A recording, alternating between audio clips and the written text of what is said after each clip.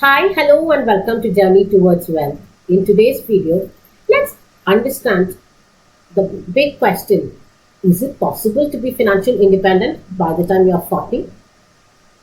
My one word answer would be definitely yes. But it does have a lot of things that you need to focus on. First and foremost is about your mindset. What happens is most people believe that it is not fair or it is not right if you become rich, wealthy, financially independent. These are the terms people think that it is bad, it is unfair. I have heard people having bad feelings towards people who are rich, who are wealthy. They feel they are all mean, they are cruel, they would have reached there to wrong means. It all comes down from a simple fact of having a scarcity mindset. Basically, what is scarcity mindset? Scarcity mindset is a very limiting mindset where you believe that the world doesn't have enough, the universe doesn't have enough, and all these good things are given to the rich people, the wealthy people. A shift in your mindset from being scarce to being abundant is where all these good things come to you. The moment you think that the universe has enough, universe has enough to give everybody, I just need a share of it. That is when things start changing for you. That is when you will realize the opportunities that you have to be wealthy, to be rich, or to be financially independent.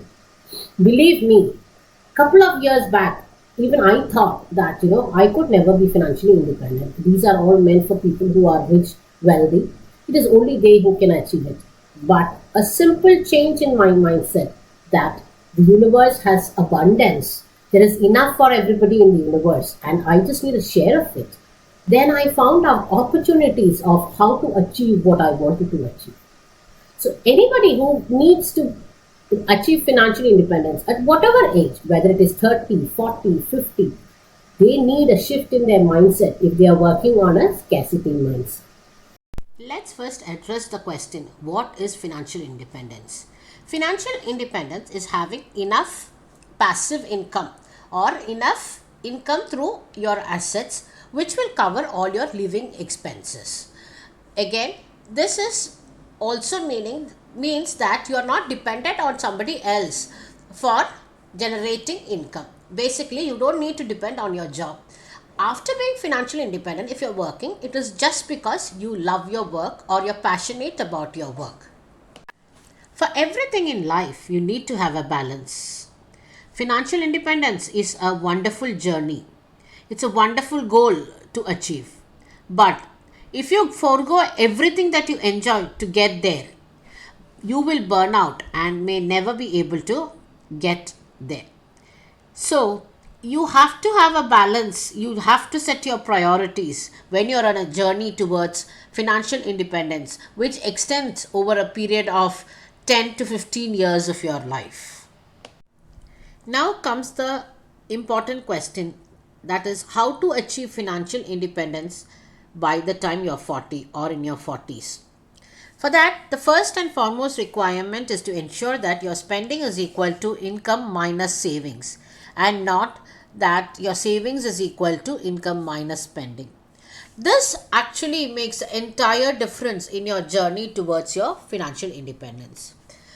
Actually, when we started on our journey for financial independence, we started with that first rule of 50-30-20 budgeting. This was almost 11 to 12 years back. So what we used to do is 50% was allocated for our necessities, 30 for our wants, and 20% was allocated for savings. But over a period, we started understanding that we can actually allocate a better percentage for our savings and investment. So we increased it from 50% for necessities, 30% for savings, and 20% for our wants. Then what we did is we started to do something called as 1% increase in savings each month. That is, if we were saving about 30% one month, the next month, which is 30% in January, in February, we tried and increase that savings to 31%. Then again in the month of March, you increase it by 1%, which makes it to 32%. Now, the thing is, in this case, that 1% increment each month is not going to actually affect you much. Why? Because that 1% may be for a coffee that you drink or a snack that you have. So, it doesn't affect you much just cutting on a coffee or a snacks. Now, what happens is when you continue this process over a period of 3, 4, 5 months, then you actually will start feeling the pressure of it, or you will start getting a bit frustrated about it. That is when it is called that it starts hurting you. There you need to have a full stop or a temporary pause for that process. This is something which really worked for our journey towards financial independence. Now, after this, what we do is, after a couple of months or after continuing this for 30% or 35%, wherever we have reached, after that 1% increment each month, maybe after 6 months or 8 months, we try and do this process again to see whether we can actually give an increment in the savings. But maybe you may be able to increase by 1 or 2%, and again you might feel it's enough. Believe me, that's a point where you need to stop this process, because as already told, this is a journey which needs balance. You cannot cut off everything in your life and think about a future which is uncertain or unforeseen. So you have to strike a balance in this kind of method. After going through this process of increasing our savings by 1% each month, we reached a point where we realized that we need to find out a better method for us to actually reach our financial independence. That is when we started the pay yourself first budgeting. That I think was the best thing that we did, which is you actually make your spending only after you save. You save first from your income, or you allocate a particular percentage for your saving, and then whatever left you spend it according to the requirement of your family. That has actually done wonders for us, and believe me, you may feel that it's a very difficult thing to follow, but once you get used to it, once it becomes a habit, then this becomes an easy method to follow. For reaching financial independence, you cannot deprive yourself of every enjoyment in life. It is you who have to decide what your priorities, and then you have to go ahead with it. Deprivation is something which is very detrimental for you to reach your financial independence, because it will burn you out and you will stop the whole process abruptly. We actually automated our savings process. Basically, once our salary hits our account, the next day, the percentage we had fixed would actually be transferred for investment. I cannot emphasize enough that your financial independence journey should be something that you enjoy as a family. So it is important that each step that you take during this journey is something which is not affecting you in a very negative way. After saving a corpus or after saving some amount, it's important that you invest it wisely and judiciously. Again, what people do is they do not have a plan of their investment. They do not know the various options available.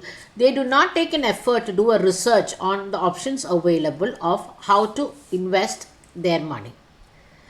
It is not the savings alone which is important for you to reach financial independence, but investing in assets which beats inflation and which can give you a good returns on your investment. That is another important aspect to this. So now comes the question on where can you make the investment. You can make your investment in debt instruments, in your stock markets, or also in real estate. But again, to understand what suits you, you need to understand your risk appetite, and also you need to understand the longevity of investment, which means how long are you ready to hold your investments. Again, the first 2 points, there are two things which are very important. One is your savings rate, then next is your return rate.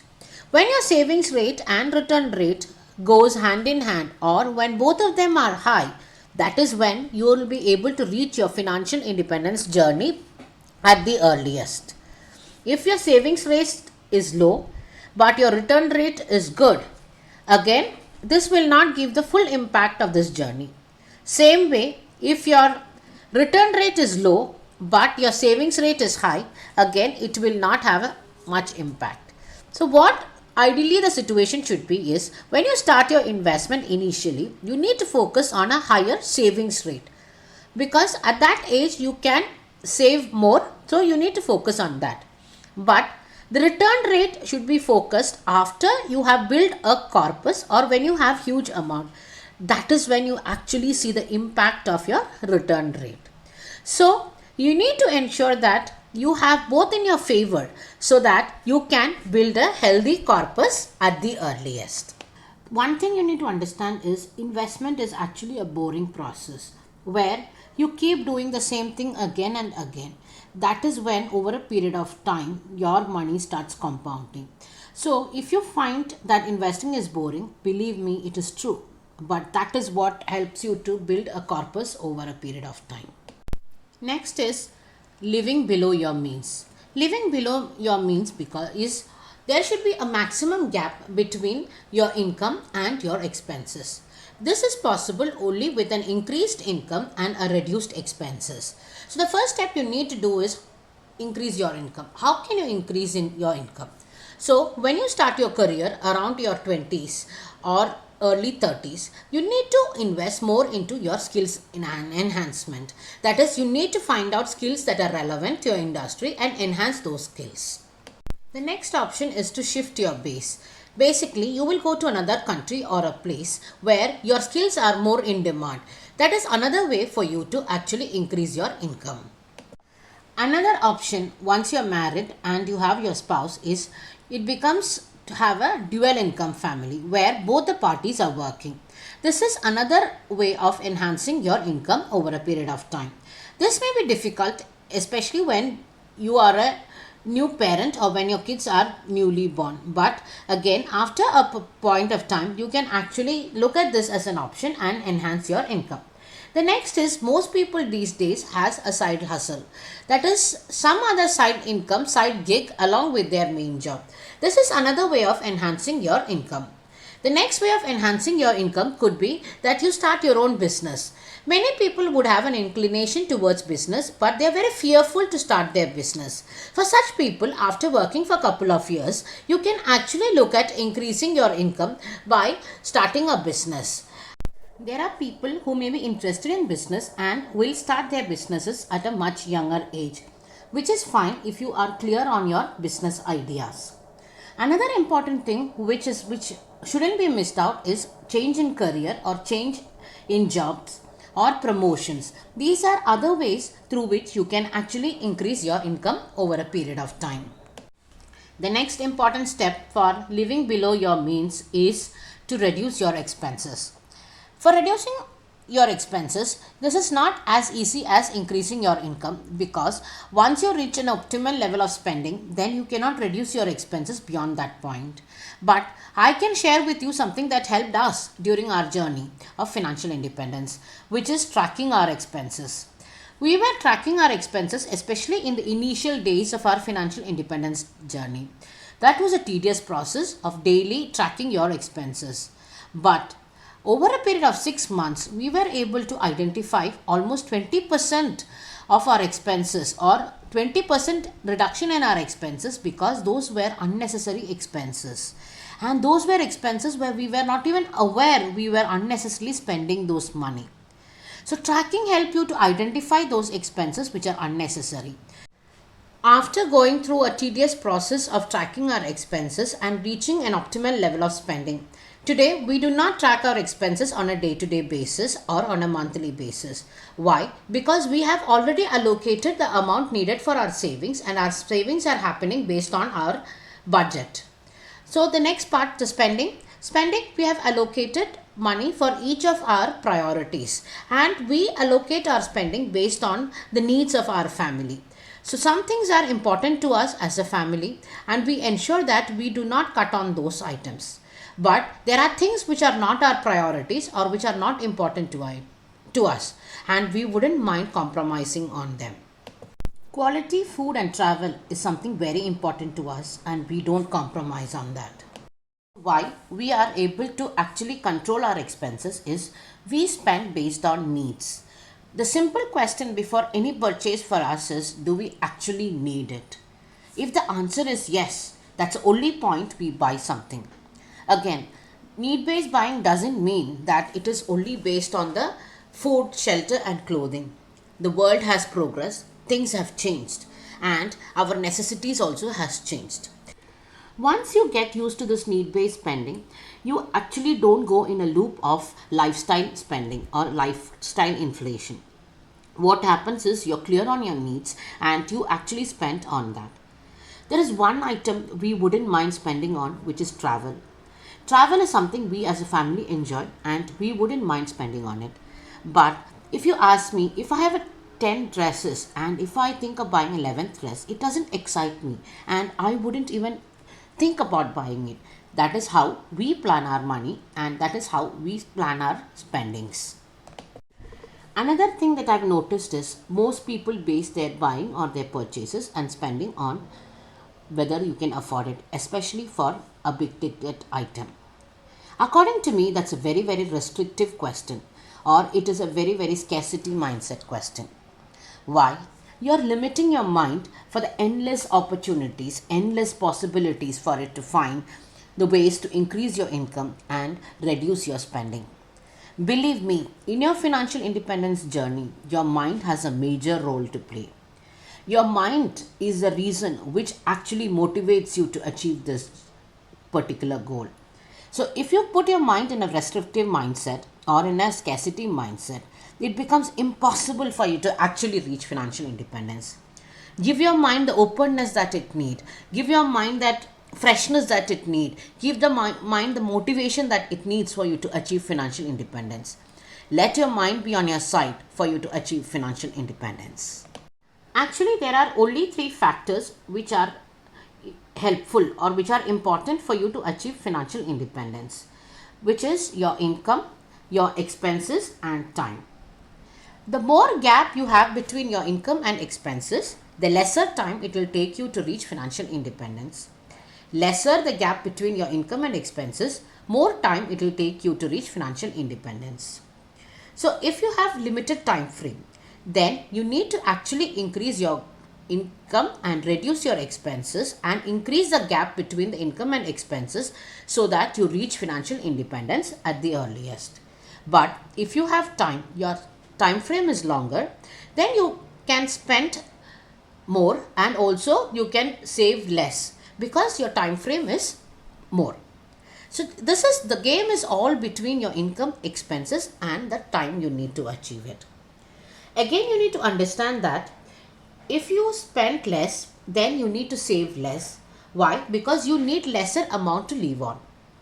Whereas if you spend more, then you need to save more because you need more amount to live on. This is the basic fundamental of financial independence.